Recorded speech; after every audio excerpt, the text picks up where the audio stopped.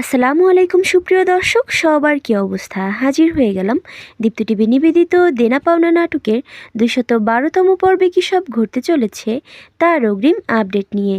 এই পর্বটি কেউ মিস করবেন না, কারণ এই পর্বে আপনারা দেখতে পারবেন পারির মাকে দেখা যাবে সে এবার বাড়ি বিক্রির কথা শুনে স্ট্রোক করে মারা যাবে।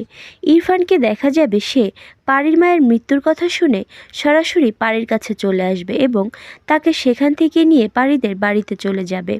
পারিদের বাড়িতে ঢুকতেই পারি তার মায়ের মৃত্যুর খবর শুনে এবং তার মায়ের মৃতদেহ দেখে অনেক কান্নায় ভেঙে পড়বে। তখন পারি তার বাবাকে বলবে, বাবা কি হয়েছিল মায়ের, কিভাবে হলো এসব?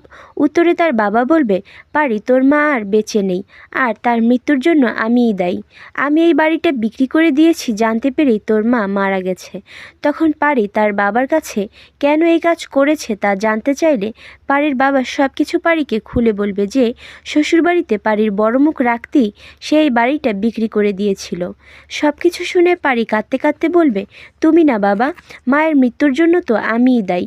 কোন অলক্ষণে বাজে দিনে আমার তোমার সাথে দেখা হয়েছিল ইরফান। তোমার সাথে দেখা না হলে হয়তো আমার মা আজ কবরে থাকতো না, আমাদেরকে বাড়িহারা হতে হতো না, আর আমার বাবাও আমার এত পর হয়ে যেত না।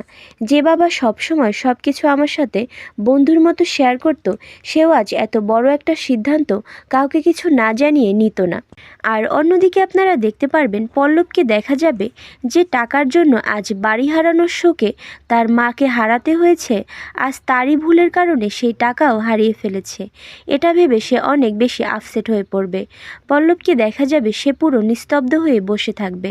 একটা পর্যায়ে পারির মাকে দাফন দিতে নিয়ে গেলে পারিকে দেখা যাবে সে মাকে হারানোর শোকে চিৎকার করে অঝরে কান্নাকাটি করতে থাকবে।